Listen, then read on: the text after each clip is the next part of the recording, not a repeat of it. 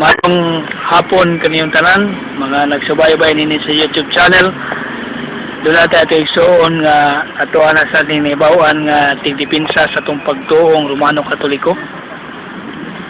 Si Brother Lloyd John Ubina, usa ka Catholic Faith Defender sa Osamis City Chapter.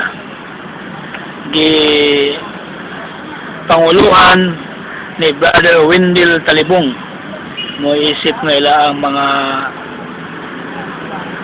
magtutullo din sa Osamis City. At sa paminahon unsa ang ikapambit karon kabayan sa mga pagtulunan sa itong simbahan, nagisgot sa mga nagkadaya nga mga pangutana. Ang atong tema karon mga suki nga nagtanaw ni sa YouTube channel. Ang tema nato karon mao ang bahin sa larawan. Unsa ka importante ang larawan sa simbahan nga Romano Katoliko tungod kay ato maigsuon nga madili Katoliko nangatake, nangutana og dunay pagduda sa maong makinulit nga larawan.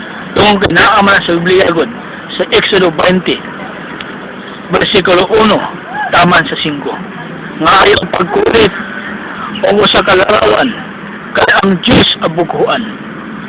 Unsa ka ang kasturya sa pinangagsuon karon nga si Brother Lloyd John Ubina kabahin sa tema nga unsa ka importante ang larawan. Kay Brother Lloyd John, unsa imo ang ihatag nga impormasyon namo kabahin ning tema karon nga larawan? Aming hapon sa tanan, no? Salamat sa pangituon ng Nicolay nga ang among tumong og tuyo nining pag-upload namo sa YouTube mga ison aron taon tong mga Katoliko nga kanang akit man istoryahon sa Nicolay, no? Pero tinuon ba nganin sa taon na murag naghangad na ba niya mo nang ato yung ipasabot unsa man ka importante ang mga larawan kaya sa simbahan. Unang-una, sa simpleng pangatarungan o sa simpleng pagka-ubad, mismo gani Brad Nicolay, kung mo palit ka kwarta, labi nag 500, lilikon mo yun natong nabay picture, nabay tao ng kuwan, nabay larawan ng kwarta, ron nilipiki. Sa ito pa dahil kini na yung larawan, kung ditag kung kinahanglag larawan, mapiki na yun, delikado mapiki ka. Kusa ang larawan, importante yun na, Brad Nicolay. Alam niya itong nasayod. Pero alam niya itong wala nasayod, sama niya itong mga igsoon nga nagpataka ng pugyaw-yaw, wala po'y basihanan, nga, ang larawan, suko yun na sa Diyos. Naman na sa Exodo, Kapitulo 25, versikulo 17, hanggang 22. Nga, kung gamit na ba sa Exodo, tama na po 20. Nga, wala nila nabantay nga na po sa Exodo 25. Ingon ang Ginoo diya. Daristo ta sa Exodo 25, 22. Ingon ang Ginoo diya. 22. Pagbuhat ka mong daw kalarawan sa kirubin, ug tunga-tunga sa kirubin, magtig-abot ang Diyos kaninyo. So, tunga-tunga daw sa duha ka kirubin, simpleng pagka-istorya, kasi na tanaw karon sa YouTube o kasabot sa kirubin. Ang kirubin, ang laing pagkahubad ana sa simpleng pinulungan nato, anghel.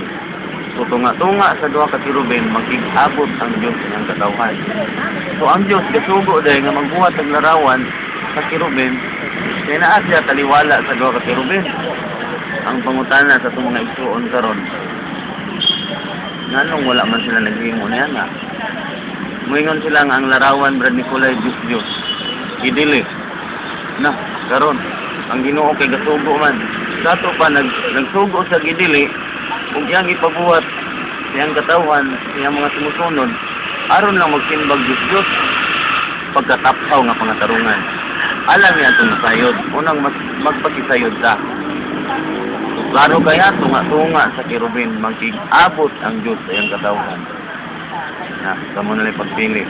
Napod sa Hebreo 9:5, nag-ingon po diya, ang duha sa kirubin o anghel, timailan sa presensya sa Diyos. Pagkanindot dahil kung nasayod sa mga itoon. Kuan dahil tunga-tunga.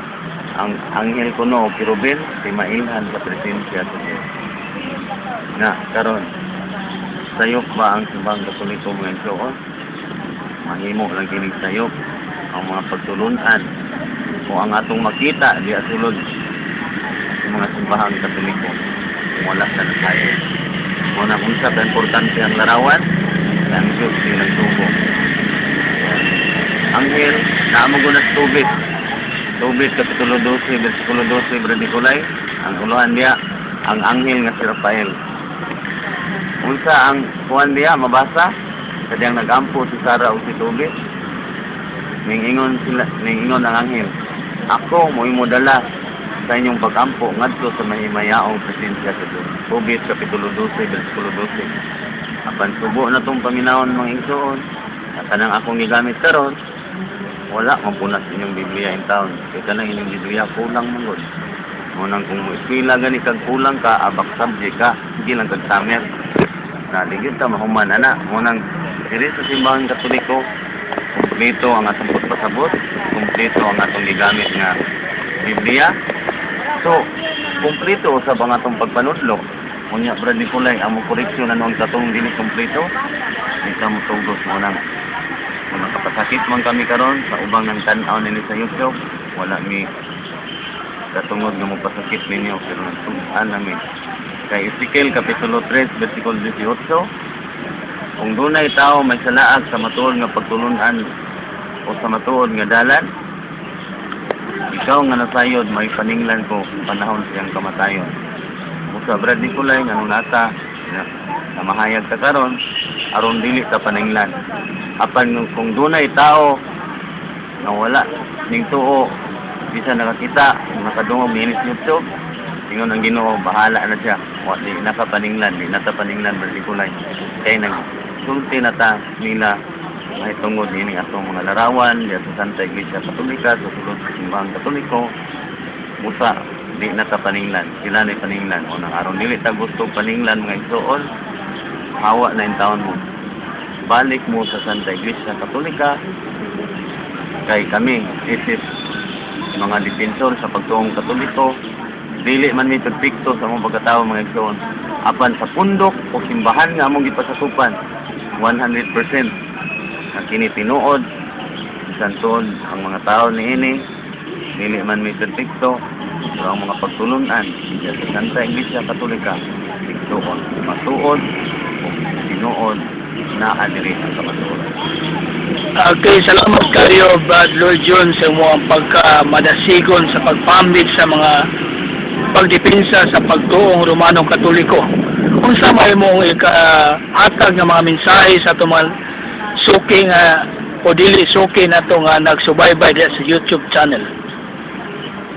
Ako naman yung balik-balik Brad Nicolay, no? O saragyon.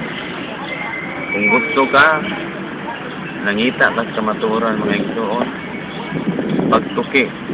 Kunya ayaw butangig harang ang imong pananahon, ayaw butangig harang ang imong pagtuki. Aron mulambo ang imong pagtuki, mulambo ang imong pagsusis sa matuoran. Kini magdala nato ngadto sa tinuod nga kaluwasan, hingpit nga kaluwasan nga ato niyang matagamtaman kung tuan na ta sa dapit diin tuwa usap ang Diyos mawang lang. Okay, salamat kayo, Brother Lord John Ubina, sa imo ang pakigambit ka nato karong hapuna kabahin sa unsa ka importante ang larawan. Matud pa niya mga igsoon nga ang larawan sa mas kwarta nga kanaong imong kwarta kung doon na ba larawan. Kaya kung wala larawan na piki mo na nga dili na kwarta piki mo na nga tanawang na ito nga ang larawan yun doon ay dakong ka-importante sumala sa itong igsoon. Salamat kinatunta nga doon na mo ibawa nining kamay panahon sa among pag-iuban sa programa nga pagdepensa, pagtuki, pagsusi sa mapagtulunan sa atong Ginoong Jesucristo. Ini yung boss nga lagad sa maong programa, Brad Nicolay Masinyos, Catholic Defender sa Dipolog City Chapter. Salamat, unalaygon ang Diyos.